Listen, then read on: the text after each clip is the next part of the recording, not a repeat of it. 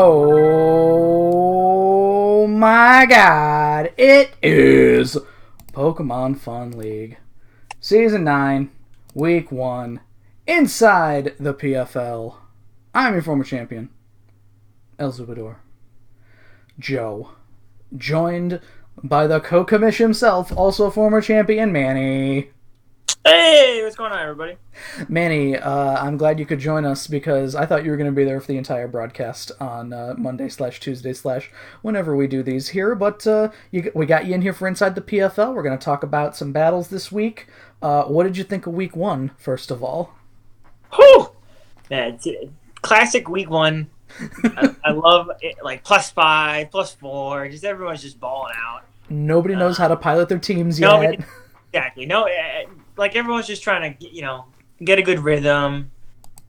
So it was bumpy, especially with some of the rule breaks. Guys, come on. At least 4. I 4 or 5. I don't quite remember, but I know that I believe the over/under was set at 3, so I think we passed it. But, we sailed past it. But these are the mistakes that are easily fixed moving forward. So, and thankfully it didn't affect any of the matches, like T-Tar being Mega T-Tar, whatever. Nothing terribly out of line. We got to talk to Dave though about spamming Destiny Bond. That's a thing. Yeah, I'm just gonna have to what you call it? I have to reword the rule On how that goes. Yes, like Destiny Bond will fail if you use it again, but the whole point of the rule is to not do what Dave just did. And just have Gengar sit in there and hit Destiny Bond a million times. So right. that if you hit Gengar and kill it, that's it. You go 1 for 1, and then we're back in a neutral state of 5-on-5. We will rephrase that, and just that example is you just can't do it. You just can't do it. Yeah, if you're gonna hit D-Bond, then do it. You got to hit a move in between D-Bond. I don't know how we're gonna reword it, but we're gonna reword it so it works better. Well, you got to think, because if you do that, you got to hit a move between D-Bond. Like Gengar's fast, so D-Bond is technically in effect for 2 turns when it hits. If your opponent will. It's technically in effect until the end of the next turn. So it's more like you need to have a buffer between D-Bond being activated and it not being activated, I guess. Something like that. I don't know. Well, I don't know. Well, I'll look into it, guys. But don't do it again, Dave. Or is it technically that it's after the end of that turn? So it works different because I know that Prankster... turn counters are weird. It's after this next turn, I think. So if you use Prankster D-Bond with, say, Mega Banette, but you're slower than what's in front of you, D-Bond will be in effect for 2 of your opponent's moves, which is weird. Either way. Yeah. The prank one is a little more cancerous than the non. But it's just not fun. That's not what we're here to do. So let's get into the battles. I still have the Monday Night Fun League logo here because Rob has not finished. I haven't asked him. I think Rob only works when I ask him to because I haven't heard from him about Thomas's logo or the PFL logo that I asked him about before making even the team logos for this season. Thomas will get whatever logo he's going to get, all right? At this point, let's go after changing so late into this, he will get whatever Rob decides to draw. Literally after the draft. Let's go to what we got going on here for the battles. Battle number 1 here. I'm gonna go ahead and we got a fun new aspect that I'm gonna add in. Just whoop! Hey, look at that. There's a replay of the battle. So we are moving up in the world. I'm just gonna go ahead and play that right here while we're talking about it. Rob versus Mike. So the big thing here, which we will get to in a few turns, Manny. We see that, and Mike and I kind of talked about this. You see a Mega Aggron will come in a few turns and hit a head smash. Why? On Blissey. On Blissey. That's the first thing. When it's all said and done, Aggron takes 55% damage, and it does 53 to Chansey, or Blissey in this case, excuse me. So, Manny, do you think Rob forgot that when Aggron Mega evolves, it loses Rockhead? I don't know what happened there, because that's not Mega Aggron, unless it was like a Rob special where Rob was like, "Yeah, you can attack a lot." No, I don't know, but I'm gonna lean toward somebody was high and Mistakes were made. like smash. Yeah, he just loaded up.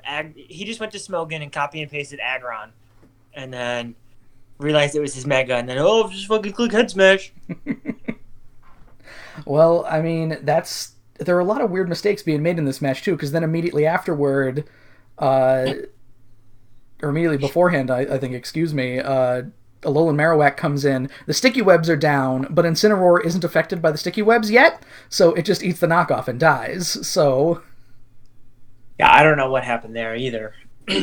Just a very questionable play. I think that sometimes it happens to me where you get too involved in what's your next play, or not even your next play, but you're 2 steps from there, and you kind of just fat finger the next one.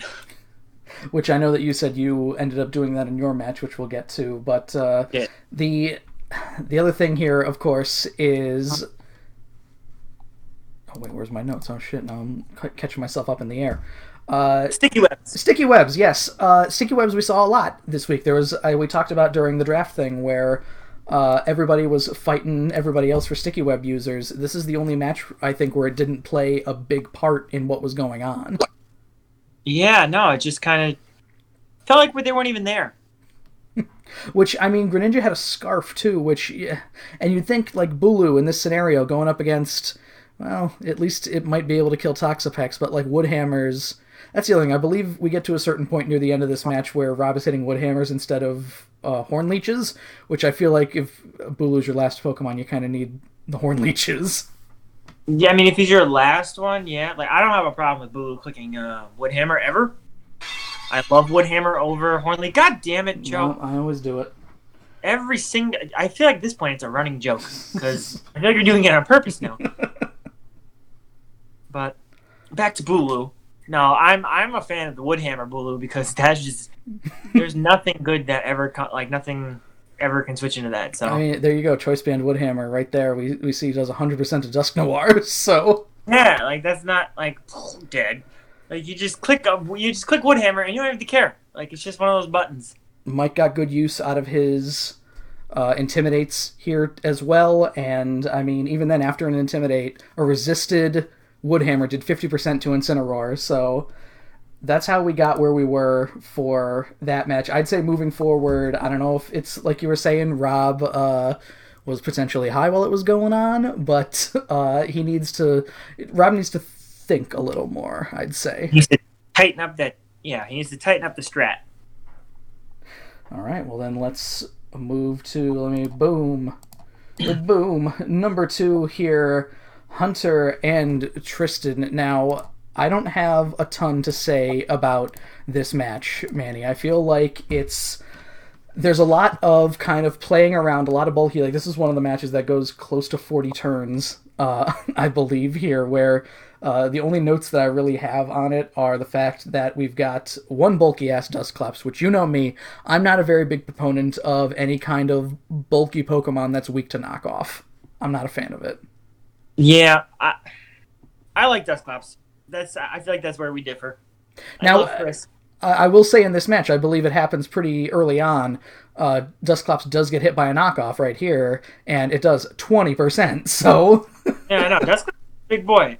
And, the knockoff weakness, sure, but, its utility that it brings is fantastic. No, you're right. It was a gigantic annoyance in this match, where it would just, anytime it was near death, it would hit Pain Split. And that's the job for 40 points, man. Exactly. That's what you want out of a Pokemon. I'm paying 40 points for a Pokemon that is going to eat at least 4 hits and then just annoy the shit out of somebody. That's 40 points. We see here, too. It eats a +2 liquidation from Barbaracle. It does 80%, and that's after the Eviolite is knocked off, mind you.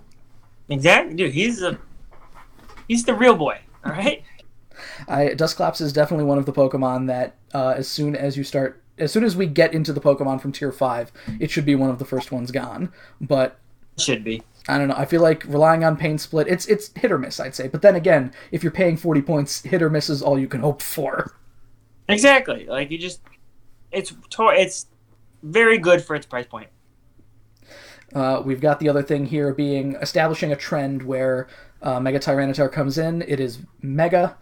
It is not normal Tyranitar first. which, mistakes can be made. It's not a gigantic mistake, but it's still one that sets a pattern where the person who ended up breaking the rules, everybody who broke the rules lost the game this week, too. Lost their game. Hey, man. Ball don't lie, all right? It's just you break the rules, like, the Pokemon gods are just like, RNGesus just looks at you and goes, not today, friend. I was going to say that we might see this most excessively in the match with Jack and M1, but we don't have a replay of that one. I'm not going to pull up the video, so we're going to spend like 3 seconds on it. Sorry, M1. Yeah, we're just going to... Yeah, it didn't happen. It happened. It's there. It just links directly to the broadcast, and it's, 20 minutes long or however long the battles are normally. So, I love it. Do you have anything to say about this match before I start skipping through the turns? Because we're on about turn 25 now, and 3 Pokemon are dead. I don't know what Tristan was doing, to be honest.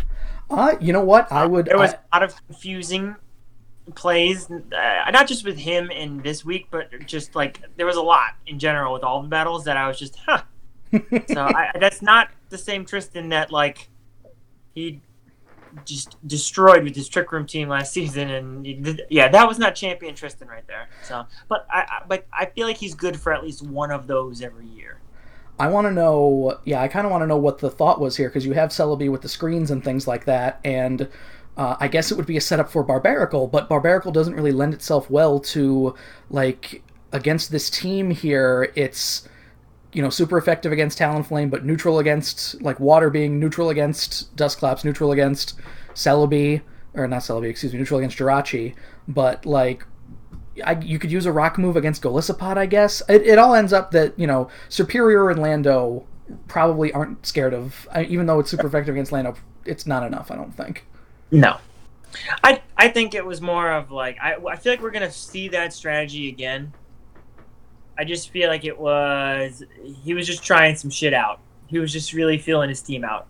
And we see as well here Tyranitar against Tyranitar behind screens. Excuse me, very scary. But Superior with that is faster and can get a sub up every time. A little bit more scary. poor T-Tar. By the way, we are now on turn 40 and 4 Pokemon are dead. Oh, this ends with one. Okay. It ends at turn 45. It's just a bunch of Superior sweeping it out. That's what you want out of a Pokemon that you pay 160 for. We saw a few of those these times in these battles where high-level Pokemon are myrtleizing teams, which we'll get that most in the last thing that happened, the last battle that happens that we go over. Oh, yes. Next we've got, it is Drac taking on Murphy. Let's go ahead and start that one up. So the big thing on this one here, it's not in my notes, but P2 is a nightmare, Manny. Oh, God. The thing is just, P2 never dies. And then it just comes in and it traces nonsense, and then this stupid little polygon face, and he's just rocking back and forth like an idiot. It's just very infuriating, the whole thing. Now, it's no surprise that it's the last Pokemon that... It's no surprise that it's the last Pokemon that Murphy had, too, considering that the only knockoff that Drac had was on Mienshao, and as soon as P2 sees Mienshao, he is leaving. Exactly. So, it was tough to get around P2, especially, it just wasn't planned for that well, I don't think. Well, I think that the first thing which is coming up right here. Okay, Quaggy's at 6%, and Drac goes for Toxic rather than the kill, and then Quaggy lives to fight another day, and it just starts setting off in motion where I thought it was going to start tumbling down for him here, pretty much. The turnaround being, of course, so Rocky Helmet doesn't get knocked off when you die to Rocky Helmet damage? In the order of operations, no. Death, it's like because the death automatic... Before the item pops out, Yeah, death happens before the end of the turn, technically, there, so... Yep. Knockoff is the last thing to go off in the order of operations. Spell speed, Joe, come on. I know, that's how I explained it in the broadcast. It's still very weird, though, when it happens and everybody... Like, things stop for about a minute and a half and just like, wait a minute, what? So... That one, though, Quaggy does end up getting high jump kick. Mienshao did do a lot in this match, though, despite needing to wait until the very end to kill P2. he did a good amount. Like, Regenerator on an offensive mon is a really, like, I don't want to say broken thing, but it's very like, because like with mons, like you're trying to like chip damage, chip, and then eventually go for KO. But like with Mienshao, like he doesn't care about chip. And like if he misses a high jump kick, like who the fuck cares? Yeah, he'll be back at 80% after a U-turn next time. That's the thing. Mienshao was toxic this entire time, so and every time it comes back in, it's at 100%. So yeah, like it's just very, it's very difficult to get around such a fast regenerator like that. Not to mention as well, Sticky Web's playing a big factor in this one as well here. Masquerain, Manny, Masquerain actually. For 50 points, it took like 2 4 times resisted moves in this match, I believe, and lost exactly like 30% of its health, I think. Yeah, I mean, I've seen Intimidate Masquerain used in like random draft leagues on YouTube, and I always like, oh wow, that's like such a niche mon to pick. But definitely like when you're able to support a mon like that, and like you can game plan for like specific moves coming your way. Yeah, that's why I love draft, dude. Well, you gotta Masquerain come out of nowhere. You gotta think, how well does it pair with Mega Gyarados, where a fighting move comes in and then in comes this mon that's 4 times resisting fighting moves, and intimidates you for good measure. And you're doing negative damage. So I think that the rest of this match here is just Mienshao kicking ass, taking names. So let's just. Yeah, it was a long, drawn-out, like, Mienshao just slapping shit. Yep, 39 turns there, but a +4 for Drac on that one, currently leading the division with that. That's the thing I forgot to put in the notes, what the divisions look like so far. People could see it. Whatever. Oh, they'll figure it out. Don't worry, guys. We'll get around. All right, well, next we've got... let's skip this one. Jackal Ram won, +1. Gardevoir Moonblasted a bunch of stuff, but... Lopunny was Mega Lopunny, and M1 lost, so it was Karma. Hey, man. RNGesus, he knows. He keeps track of this shit. Let's see. There we go. Jim versus Dave. Let's go ahead and move over to that one here. Oh, and make sure that it's showing before I start playing it. There we go. Sorry, M1. I mean, I know it's not your fault, because the winner is supposed to... post the replay, but frankly, there were 3 or 4 people in the chat at that time, and we all probably could have saved a replay, but unfortunately, week 1, not on top of it. My bad. Even we are in mid-season form, Joe. Here's where we were saying the first 3 turns of this were Dave hitting Destiny Bond, and then hitting Destiny Bond. Can't do that. Should not be able to do that. No, lost. You deserve to lose now. If you're hitting D-Bond turn 1 and everybody was so scared because everybody thought Aerodactyl was going to kill on turn 1, didn't happen. Just you may as well either let Gengar die there or switch out and live to fight another day. How about all the hypnosises that missed in this? At least 3, Manny. Thank God. Because whenever I watch a team and they use hypnosis, I feel like that shit's 100% accurate. This made me feel good. Because, I feel like there's a lot of times where, people are just, hoping that a 70 whatever percent move hits. And I feel like if it's not me, it's one of those weird laws. Where it's just if it's not happening to me, it's happening to someone else is getting it 100% of the time, but I'm not even getting it 70. Well, you gotta think here, this is one of those... instances. This is one of those weeks, I think, where a lot of hurricanes missed in Tristan's match, a lot of hypnosis is missed in this match. There were one other thing that I had on the tip of my tongue, but now I don't remember because a thing just happened in the battle here where that was in my notes. So Manny, Crook is out. It uses Stone Edge. Drapion comes in, and then presumably you're thinking, oh wait a minute. This guy got Earthquake, so you switch into Mega Aerodactyl for the Earthquake, but then, oh no, that he's a choice item because he's Crocodile and he's locked into Stone Edge, and now your Mega Aerodactyl is dead. He should have known that it was choice locked. I mean, he was either Bandit or Scarf from the damage. It was just absolutely absurd.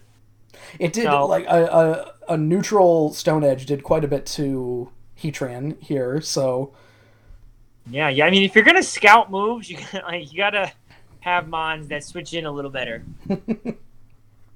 Well, we found here, it's, in comes Galvantula, because now it's time for the Earthquake. Here we are, and this is where we thought, what was the play? How do you beat up Crook? How do you finish off this here? Really, it looked like Dave has the Mon advantage at this point. I'm trying to remember. How the hell did this end? Like, why did... Dave locked Crocodile into something really dumb at the end. Oh, you know what? I think you're right. And then he just got taken advantage of after Crook was dead. I'm sure Aurora Veil didn't help here, because, Clefable as well.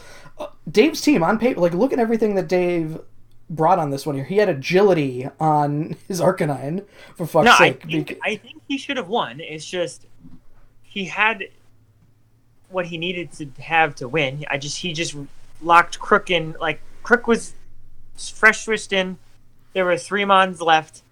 None of them wanted Earthquake, and he just didn't lock himself into Earthquake for whatever reason. I don't know what the thought process was behind that. So there was also a lot of Drapion ending up. Drapion was either scarfed or banded. I don't quite remember, but it wasted a turn using Toxic Spikes when Gengar was still alive. So what's the point of that? Alakazam probably had his Magic Guard normally, so I don't know. Questionable. Yeah, we need to get these guys on here and explain. I do like the pursuit play. That may have been the turnaround here. Just of the game right there. Yeah, that's Megazam. Why... You always just click. Like, substitute should be a move on every Megazam set. And then you just, no matter what, you just click it first. You might end up... You either scout for something or, and then you could play weird sub-pursuit mind games and then maybe try to get out unscathed.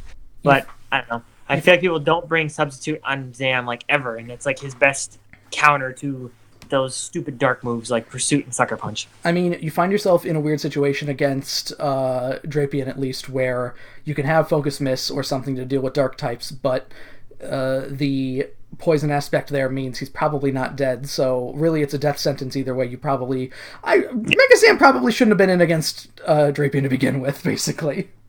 No, and it's one of those matchups where Megazam has nothing for Drapion, so it's either one, you don't bring it that week, or two, if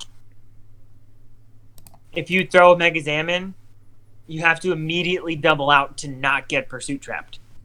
Yeah, and you can kind of abuse that. So he's going to go into Drapion, and then you can go into your Drapion counter. But at that point in the match, yeah, that would have been pretty... Crook... That was the other thing. Jim had a lot of opportunities to try and knock the scarf off of Crook because it was causing problems, and then he just didn't. So, it worked out in the end. He got a +3. He won. But He won. All right, I'm I don't know if he should have or not.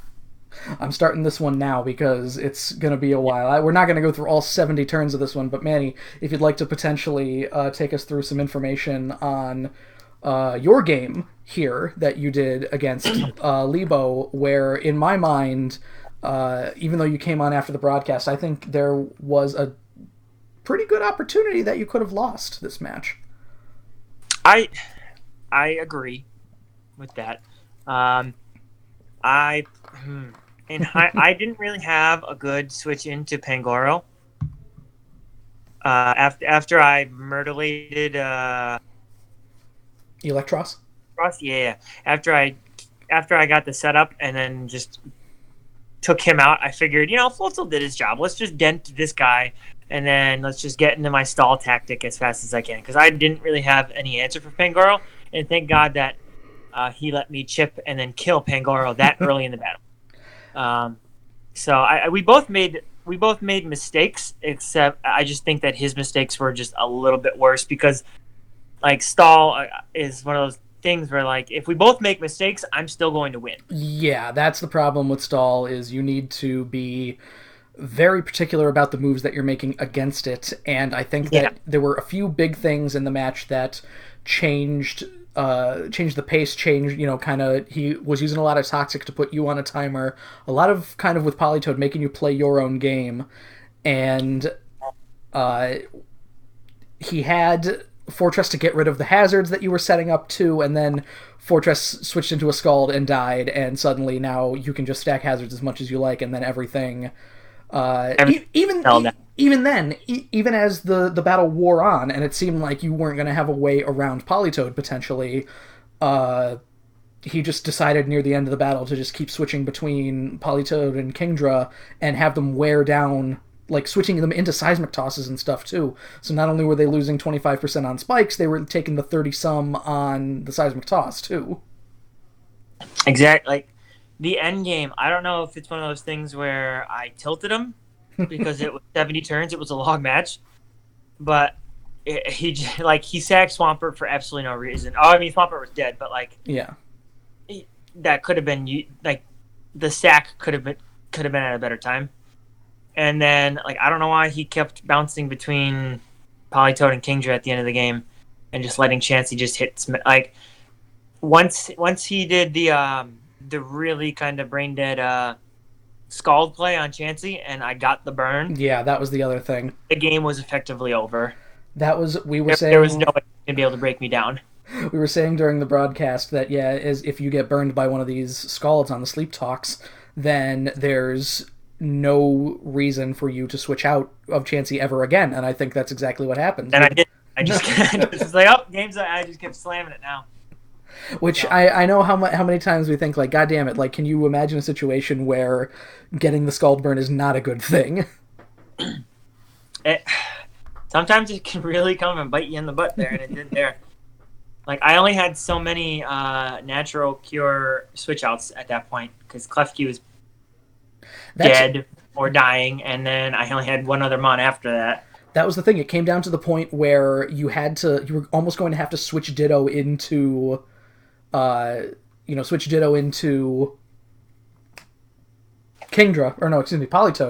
rather than Kingdra, which is, I'm sure at the end of the game you wanted Kingdra as your... I was trying to get into Kingdra as best as if I was going to switch into Ditto, I was going to try to get to Kingdra. Yeah, because that's the thing is, after that it would have been a nice game of going back and forth of, I don't know how much longer it could have went on. It could have been 90 turns where you're switching in. You may have made a ballsy double at one point, but something along the lines of, Chansey is toxic instead of burned at the end. You need to switch into Ditto when he copies Polytoad. And then in comes Kingdra. I mean, again, at this point there's also the 3 spikes there, but also, and Ditto would die to struggle as well before running. And that point, because you're stuck in the choice scarf, you kind of would have to choose your moves pretty... I don't know, that's so tough. I mean, I could have dragged it into... I could have just kept switching Ditto into the Toxic, and then just slamming Scarf Rest, and then go back into Chansey to Natural Cure, in and out. Yeah. It could take a long time. Do you keep going... does your stuff reset for 5 at Ditto whenever Imposter happens? Yep. Every time you come in, you get a fresh set of PP. Well, I mean, that's nice, but yeah, we're seeing there's Fortress taking the Scald. There's still about 30 turns left of this, so we'll spare you. Just go ahead.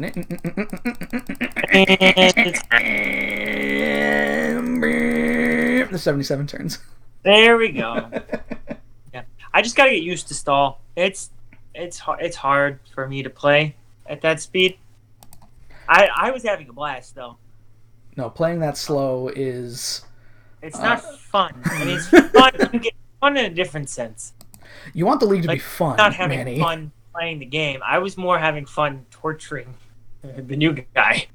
I had some aggressive doubles. I knew he was going to go into Fortress a handful of times, and I knew he was going to go from Polytoad immediately into Swampert when Klefki was out. You can't be that predictable against stalls, and he just allowed me to play a little bit more aggressive there too. Well, but the aggressiveness probably could have lost me the game as well. Yeah, so I need to be. We'll see what kind of adjustments you make in week 2 here, but next we've got already, 1 week in, it's been 1 week, and there's already an assistant coach clause used here where Mike was so excited to take on Mitch, because if there's one thing Mike loves doing, it's beating up on Mitch, and that is exactly what happened. Mike was so excited to get this battle. Not only did we see the Mike Classic. How many Pokemon, because I know that it's at least Arcanine and Infernape, where you slap a Choice Band on it, and then you slap a Flare Blitz on whatever is in front of you. It's Arcanine, Infernape, Darmanitan. Wouldn't be surprised. He should do it with Emboar, considering he gets Reckless, so it'll be even more powerful. He had Reckless Staraptor here, though. That did a lot in this one. I feel like that's Mike's play. Like, you open up Mike's secret playbook, and that's number one. Mike just goes and hit things with Flare Blitz. Like, yes, okay. We missed here as well. How did you like the employment of Gastro Acid to suppress Swift Swim? You have Gastro Acid. Yeah, Mike used Gastro Acid on Shuckle to make it so Swift Swim didn't work. That's what's called a pro gamer move? All right. Mike had talked about it. I believe he had it in his match against Rob. I forget what Manny had it on, but he wanted to Gastro Acid Filter to make it so Filter didn't work, which it's way better to just make it so Swift Swim doesn't work. Seriously. But, I mean, kudos to Mike for really digging deep and finding that gem. Because that's all you really need to do. Like, if you throw something that unexpected at somebody, like, you're going to put them on such a back foot. I mean, we saw in the match, it's like Kabutops is genuinely scary in the rain. And especially if he's a Z captain, which I don't think he is. Not for Mitch, no. It's Alolan Persian and somebody else. I forget. No, it was... And Magnezone came in, did a lot of Choice Scarf hitting. The battle did not last long. I believe this was the shortest battle of what we saw going on here, but... Man, I don't know what you do sometimes. You miss the sleep powder, and then a flash cannon, less than 20 turns, it's over. Yeah. Mitch just wasn't ready to play week one. Hazard removal is important as well. This is the match where I think the most sticky webs got in the way. It's very important. Why don't people do it? Like, you saw how many times did I click defog on Klefki? At least 7. We saw it a lot in... I mean, it's something you should do. You should get rid of hazards. Super important. It's very important. So hopefully Mitch makes the appropriate changes, and Thomas must be happy because especially after the beginning of his performance last season, starting things off +4 probably feels good. Mike is never going to shut up if Thomas doesn't win another game, and Mike will be like, he will never let Thomas live that down. If Thomas's only win this year is this game. Oh my god. Well, let's move on to James and Dale here. So, in this one, this is Dale's first... He was a bit nervous as his first time back since Season 1. He usually only plays OU or random battles or whatever. So, automatically, right out of the gate, he went too fast. He was doing late-game strats on turn 3. Yeah, that's not the way to go about that. Like, I'm okay with being aggressive with stuff like that, but like you said, he just went balls on Excadrill. I mean, balls to the wall. You're starting out turn 3, you're using Gravity, and then you'd think that Mega Heracross comes in. You don't even hit, like, neutral Iron Head, which Iron Head's neutral, I think, right? Fighting doesn't resist Steel? I don't think so. No, yeah, it's neutral. Yeah. He goes with Earthquake, which is a weird choice, and then dies. And Mega then... Heracross does not care about Earthquake. No, it does not. One of the few mons that can take it easily. I did like Chestnut was a good pickup for this team, I think, because it does get some nice Super Fang plays in there. Leech Seed, I think, right? Yeah. I mean, we saw Spiky Shield. You had Chestnut. Chestnut worked well for you, but eventually, you're left in here with a Pokemon that, with a bunch of Pokemon that kind of get hurt by Sandstorm. And it's not good. You're letting Celesteela die to close combats. Mm-hmm. Just as you're letting Haxorus die to foul play. There was just way too much, like... I feel like he was battling like this was a random battle, where he's like in a random battle, you get a Mon with a plus move, you're clicking that plus move every day of the week. And that's what Dale did. He was just like, oh fuck, I have swords dance, I have dragon. You're just pressing buttons. He wasn't really like thinking about. He was trying to play his game without like reacting to the other person in the game. No, I think that's exactly right, because again, your Excadrill could have been saved. You didn't need Celesteela in there to take the 2 close combats in a row. You could have switched Sableye back in, even though it was at low health, Hexerus, the missing foul play thing, that's whatever. You might not know, because foul play is confusing even to me. I know that it's based on the opponent's attack stat or something, so it's weird. Yeah. But I don't know, it's weird.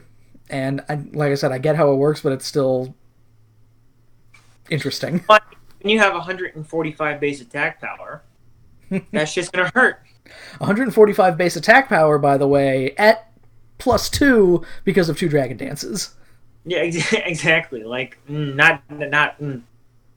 his attack power, like his total attack power, must have been like 600. And then he dies immediately, and that is why. So it's a +5 for James. He gets the biggest win of the week here. Again, Chestnut did what it could in these matches here. At least it wasn't a +6. At least he didn't. That's honestly, if I lose, I don't like +5s, but at least I can't remember if I've ever been +6. I don't think so, but I'm pretty sure I have. One of the battles against Thomas in season 4, I believe you were +6. Not that anybody's counting. Oh, maybe Sableye couldn't switch in because of rocks. But even then, why not sack Sableye there instead of let Celesteela just die? Yeah, I don't know, man. I don't know. This is not a good way to start off your probationary period. Am I not remembering? Am I realizing that, like, this battle happened while I was at work, so I didn't end up getting to watch all of it. So, when the hell did one of these Mons... Did James +6 him? Did he write it down wrong? Did I not watch this entire battle? No, he sacked somebody late into the game. All right, well, this has become now a game of me watching this. Oh, bulletproof. Oh. James uses Focus Blast on a Mon that has bulletproof. So, wow, we see bulletproof. Nice. You're golden now. You don't have to do that ever again now. And that's that. Okay, so James off to a great start. Dale, gotta watch for it. James is always dangerous, so I do not envy Dale for having James week 1 when you don't know how your team works, because he will come at you like a fucking freight train.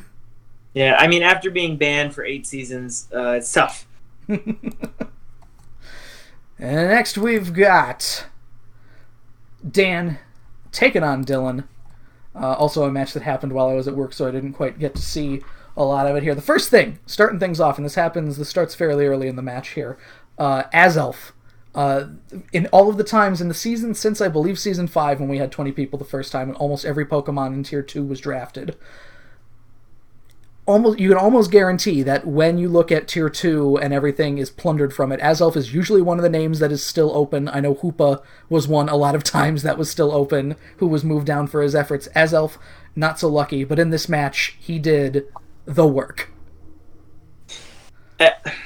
I'm just thankful that Azelf is finally showing itself as premier Tier 2 Psychic type, often overshadowed by some of the other Psychic types in the tier. But like Azelf, its speed tier, its mixed attacking abilities, its support move pool, it is probably the best one of the Lake Trio. I mean, its price would reflect that, but I think it's a lot of people have a hard sell for in the same tier where you have something like a Reuniclus, where you've got, Yeah, it gets outclassed by some of the Psychic types there. I mean, you got to think it until very recently was in the same tier as normal Alakazam, so why would you not just go for Zam? Exactly. It might be one of those, like... not worth 100, but not worth 120. The Torn T problem. Oh, yeah. Well, that was different. That was fantastic Mon, but it's basically a utility Mon. That's weird where it's 160 versus 120 there, too. I do like that Azelf hits Explosion, because you gotta go when you gotta go, but it was on a Protect, so unfortunately he couldn't do the damage that he needed to. No, that was upsetting to me. You always hate to see Protect on Explosion, it's just like, oh. Kamikaze, I guess. I mean, at least when a Z move is protected, it does a little bit of damage, you know? Right? Explosion is like an ultimate Gambit move, and then it's like, could you protect Final Gambit? What a nightmare that would be. You might be able to, I don't know. Oh, boy. Ugh. Protect dumbest move. We're taking Protect out of the league.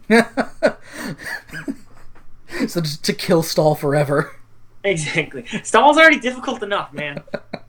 I do think that pretty late in this match, in a few turns here, we see that Salazzle comes in and misses what I believe to be a pretty crucial Fire Blast. Because looking at the rest of the team here, I mean, Mantine probably would have been able to weather it pretty well. It depends on what item Salazzle had. It could have possibly done something to Mantine. But like Mega Mile and I doubt that Embor at 23% wanted the Fire Blast from Salazzle. Oh, no. Even a bulk monster like Tangrowth that we see here would not have had a fun time taking that. I have under the full impression that 48% damage or whatever here, 32. It keeps going down. Oh, he comes back for Regenerator. Okay. But either way, like that, Salazzle is powerful enough, and depending on its item, it could have been able to break down Tangrowth. Assumedly, it's the Vest set, so it might have been a close one. But I think that Fire Blast missing is truly what ended the game. Yeah, I mean, but that's the gamble you play. You pay for the extra increased power there. Without looking at the video, I don't have it in front of me, but was there a reason why he couldn't click Sludge? Oh, yeah. Like, was there a reason why we went Fire Blast instead of just... I feel like with those 3 mods you listed, I feel like Sludge Wave Bomb would have been the better... I mean, Mile... The safer, at least. Yeah. Mawile's not switching in this No. Slash. No. But that's what I'm saying is Mile comes in immediately after that. That was a big brain play. But personally, me, I would have locked in the poison move. I'm just saying, after Tangrowth dies there, though, if you're locked in and Mile comes in, it's a free Swords Dance. True. All right, well, let's move on that one here. A good win for the former champ, Dan, showing champion-like tendencies. Showing the newbies what's up. A little bit of thunder outside, if you can hear that, as we get into our final match. A harbinger, if you will, Manny, of the thunder of Thundo. This match was hilarious. Even though Thundo didn't do a ton in this match. For 17 turns. Oh yeah, we can actually skip the first 12 turns of this, by the way, because we all know that it's just Ariados versus... Ariados just hitting each other with nothing. There's just wet noodles. I gotta say, though, Lunge, the guaranteed attack drop, especially if you can get pretty... Like, Ariados in this match shows off being decently bulky, so... and those lunges can be... I mean, obviously, hip out on it doesn't really affect very much, but if you're gonna lower someone's attack, lunge isn't a bad way to do it. No. I thought it was a perfect game plan of just sticky webs and then just toxic and then just be in the way. Well, he was just ready to die. It's just he sticky webbed and then it was just like, okay, kill me. And try to do as much damage as possible. And really, yeah, at the end of it, you're just essentially PP stalling with because slack. You're not going to break the 50% with slack off, so you may as well just keep hitting things like lunge, hitting leech life, just making dragging it on for 12 whole turns. Which is perfect. Arios did his job, and then Mario went stacked, and then went hard into his threat. The webs were out. There, no removal on the team either. Again, Gage didn't have any removal to get rid of the webs, so I think... removal! Bring it every week! Why am I giving these people this advice? And like, Stoutland, again, is a big problem, and it's the first Mon that Gage ends up losing in this battle because of things like, standing in front of Umbreon with Protect. I mean, it missed a play rough, too, but, like, there's... No. You can't risk your win con on turn... Okay, so say we take out the first 12 Ariados, the Stoutland play happened maybe 5 turns into the game. Yeah. Adjust. Yeah. And now again, Gage has the Pokemon advantage at this point in the 20s as we go on, but there's no reason for Kartana to just he burns a Z move here, the Bloom Doom, which is where you need to hit it, gets the plus, and then everything that comes out for the sticky web, it's a tumbling down. You're just digging yourself in a deeper hole as, dead via Leaf Blade, dead via... It doesn't even matter that Entei resists Kartana's stabs, because he has 39%, and Kartana's at 2 times attack. Sacred Sword, dead. Hoopa comes in, knockoff, dead. That's it. It's over. That's Mario's team in a nutshell, man. Now, set the webs, do some damage, and then just roll Kartana. And that's bad game plan. That's bad team building from Gage. Because Kartana, in the grand scheme, he's not that hard to block, especially if you have things like Entei or 9 or Pound Town. That shouldn't be too much of a problem. You were saying if something got in the way, things that would threaten Kartana. I mean, Mario played smart with Kartana too. Anytime that something came out that he didn't want to deal with, he just left, which is what you should do. Exactly. But Kartana, I don't know. Well, it's like you said, a non-stab, no investment HP fire from a Skarmory can kill Kartana. Yeah. That's just bad game. Just put HP fire in everything if you're that afraid of Kartana. I think that at least the way Mario played it here, the only way that Kartana was staying in and hitting something was if he was killing something. Fair enough. Yeah, Mario played a good job of keeping his mods alive. And we didn't even get to see X, did we? We didn't even get to see Zard? Zard was not in this battle. That's the thing. Yeah, I think that's what Mario is building on. It's that he's got the 3 200s. And we barely saw Rhyperior in the match. He has the sticky webs in there. You're probably going to see both evolutions a lot, and No, he brought what? Vaporeon, Arios, and then his 3 200s, right? No, he brought Rhyperior instead of Zard. What a dum-dum. Why not just bring all 3? That's what you paid him for. No, that's what I'm saying. And he still won +3 in this battle. So he got a big win. So why not? If your guy's gonna prep for all 3, if you only see 2, and then a Rhyperior comes and you realize, wait a minute, I don't have shit for Rhyperior. What the hell? I was talking to Mario off stream after the week, and I was like, Mario, do you know if you do good with this, this is gonna be the next. This is how it's gonna be. This is I'm going to spend 600 points now if Mario can get into playoffs with this. This is the evolution of drafting, where it's not necessarily the way to take advantage of it. It's as long as you do it smart. There's good strategy. You just gotta do them smart. And Mario really all of the mods he drafted are they're very good, worth their point totals. And I would say that. This is, again, I believe I mentioned this before, but this is the one argument we would have of going back to the old way where you're forced to pick from tiers and then have points to kind of determine your last few mons. I don't like that. No, I don't like it either. That's the thing. But you think and do things, and it rewards people for being innovative, and it punishes people for being dumb. No, I agree entirely.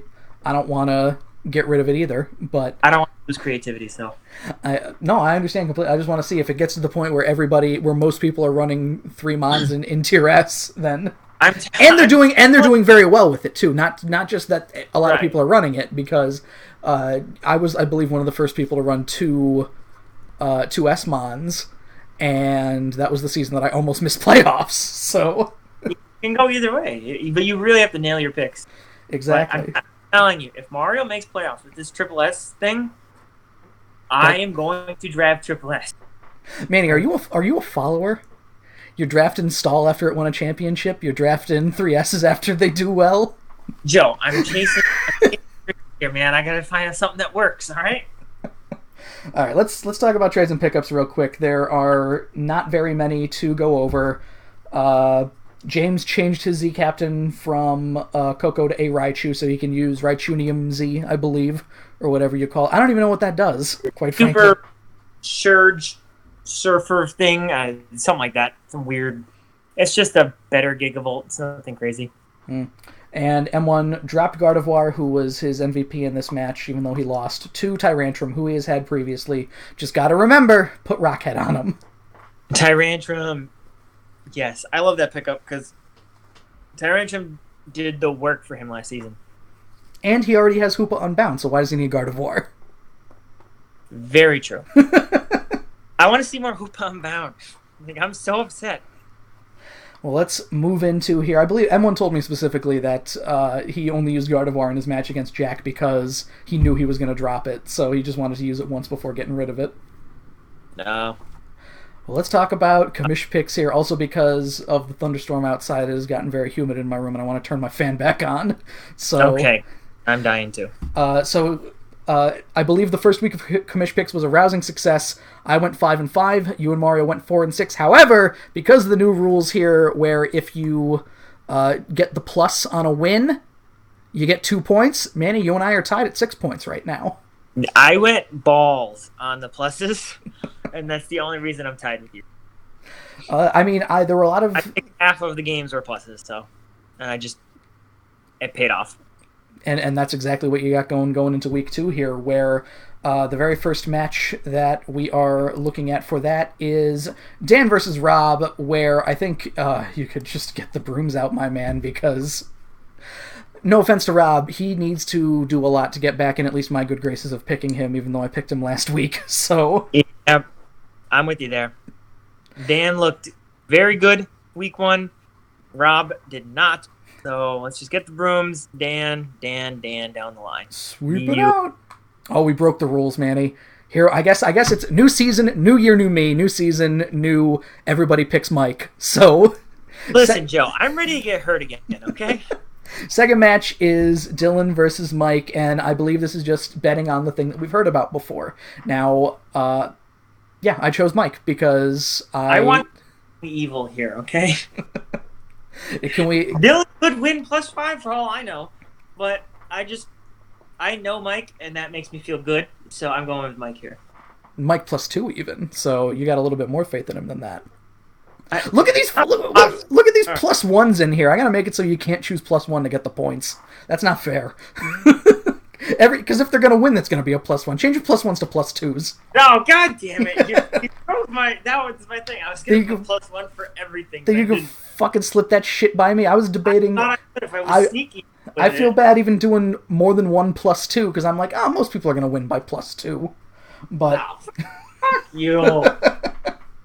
Game in the system, even the commish picks, Manny. I can't believe it. Listen, man, it's in my title. It's literally the first word before commish. Corrupt is in there. So we all chose Mike, by the way. Me, Manny, Mario. So get the sweep, get the brooms out for that one. A lot of sweeps. Mike, let's go, boys.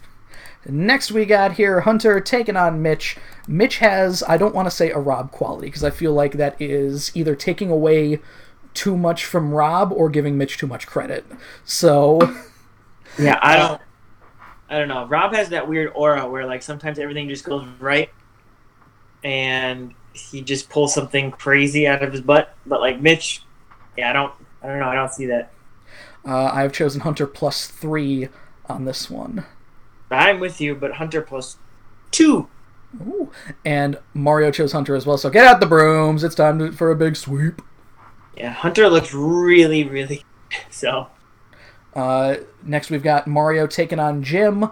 Mario does not have... This is the second week in a row, because he chose Gage in the commission picks last week, too. And if he chose himself, if he bet on himself, he would have been at least tied or better for us compared to last week. So... what a shame. He chose Jim. I trust my boy Mario. I'm going with Mario. Yeah, I trust Mario. I don't really... I thought Dave really misplayed more than Jim won. And I don't think that Jim is going to be ready for Mario. So, I'm sticking with my boy, no matter what my boy... Yeah, I do think that the match of Dave versus Jim, despite the plus... was a lot closer than we thought, and it was just Dave making some misplays. But next we've got M1 taking on Dale. Apparently none of us have any faith in Dale, not even Mario, who is closer to Dale than all of us. I have chosen M1 +2 on this one. Yeah, I'm choosing M1, no plus, but just spoiler alert, I'm not picking Dale in any match of this season. And... get out your brooms. It is the 4th sweep already. Jesus. It's the sweepstakes, Joe. It is sweeps week here, because Mario has chosen M1 as well. Next we've got... Now I'm breaking tradition. And by breaking tradition, I mean I'm the only person who went against you this week. It is Drac versus Manny. Manny, I still think you're either going to let the team either think too hard about how the team works and miss some kind of crucial point, or move it too fast. You're still kind of working out the kinks, I think. Drac usually is pretty cerebral about team building, which also tends to bite him in the ass, but I think that I don't know. And I feel I'm going to play super simple, and he's going to overthink it, and I'm going to... Okay? Just watch, boys. I have chosen Drac for this battle. I'm going with me. Okay, I've never picked against... Oh, wait, no, that's a lie. I picked against myself one time. And Mario has chosen you +2, so he has got utmost faith. Oh, that's my guy right there. Can I go Mario +2 now? Okay. If you want to switch it, sure. If you want to make everybody +2, then go right ahead. Mario supports me, so I'm going to support him. Okay? Next we've got here, so the Conference Cup starts this week. It is just kind of intermittent between weeks because with 10 battles it's hard to make it so it happens every week, so I made it happen in as many weeks as possible, which is 5. So 4 matches are Conference Cup matches. First we've got Tristan, the champ, taking on Gage, and this is another, my broom is barely out of my hand and I have to pick it up again here. I'm taking Tristan on this one. Dude, I'm taking Tristan +2. I think he was just like playing with his food kind of a deal. Week 1, he was just seeing what his team can do, you know? I feel like he's going to get more situated and he's actually going to show us what he's capable of. And Mario has taken Tristan as well. Next we've got Thomas taking on Dave here. I'm going with Thomas on this one, even though he has not technically played a battle yet and does not know how his team works yet. I think that, Dave could work out the kinks. It's possible, but I'm going to go with Thomas. I don't know why, but I'm going to go with Thomas +2. Oh. Just, I have a feeling, and I don't trust Dave right now. Well, even though Thomas is over, and the reason that Mario is not here because he is seeing Thomas today, which we probably could have gotten both of them on, but yeah, I don't know what the fuck that kind of what the Mario family and the Thomas family are doing with one another. I don't know, man. Probably drinking some homemade liquor. Probably doing some crazy shit. Mario making his goddamn blue raspberry Jolly Rancher Riot Punch. Gross. Mario has chosen Dave, so maybe the plan is to get Thomas really drunk so he can't do his match with Dave. Yeah. Oh god, no. See, we need to put Tom. I'm gonna go grab Thomas now, before he gets too drunk or high or whatever or something. And then next we've got James versus Leibo. Leibo Manny I'm seeing a lot of Season 3 Joe in this one, where my first 2 matches were coincidentally Manny and James. That sucks. For being draft is hard enough as it is, right? Like, I'm pretty sure outside of a handful of people like Garrison and somebody else. Kyle. It was Kyle? I feel like there's one more person. Who I forget. But besides like 3 or so people, people's first years of draft format are always miserable. Like, they don't do that well. And I can attest, yeah. Learning curve to it. And I can attest, too. When we first started, like, tough as fuck. And just to have me and then James, like, that's not good. That's not a good opening schedule. That blows. I feel real bad for him. He's trial by fire right now. Oh yeah, Drac made playoffs in his first season. So there we go. Not that. Okay, so like 4 people. You know, it's not on stuff, but I'm just draft is tough. I probably could have added this in. This is this is the week 2 schedule, by the way. I probably could have put this in before we literally have one match left to talk about for the next week. But yeah, I'm choosing James on this one, +3. Yeah, I'm going James. And Amari's choosing James as well. Finally, we've got Jack taking on Murphy here. I'm going with Jack. Now, Murphy didn't do great in his match against Drac. I mean, there were points of light. I'm going to say this one's a coin flip, but I'm going to go Jack. Yeah, no, I agree with you there. I don't know. Like, Murphy is very confusing sometimes. So this was just a YOLO flip for me, and I went Jack +2. I don't know why I went +2, but let's fucking do it, man. All right, there you go. You get the points, so why not? So Mario went Murphy, so that one's not a sweep. But I think then that is all that we have going into week 2 here. So I got to ask you, Manny, as I still am irked that we don't have a PFL logo, I got to ask Rob about this immediately after the broadcast. As we go into week 2 here, would you say that possibly, potentially, it is the most important week of the season? Joe, this is possibly the most important week of any PFL season, okay, Joe? The divisions are divided. There are people with 1-0 and there are people with 0-1. The future is now, Joe. You got to take that future and grab it, and that is why this is the most important week of the season. So I think then, for this edition of Inside the PFL, we are going to sign off right here, because I just saw another flash of lightning. I am Joe. Manny. And everybody out there in the PFL and beyond, have fun. Peace.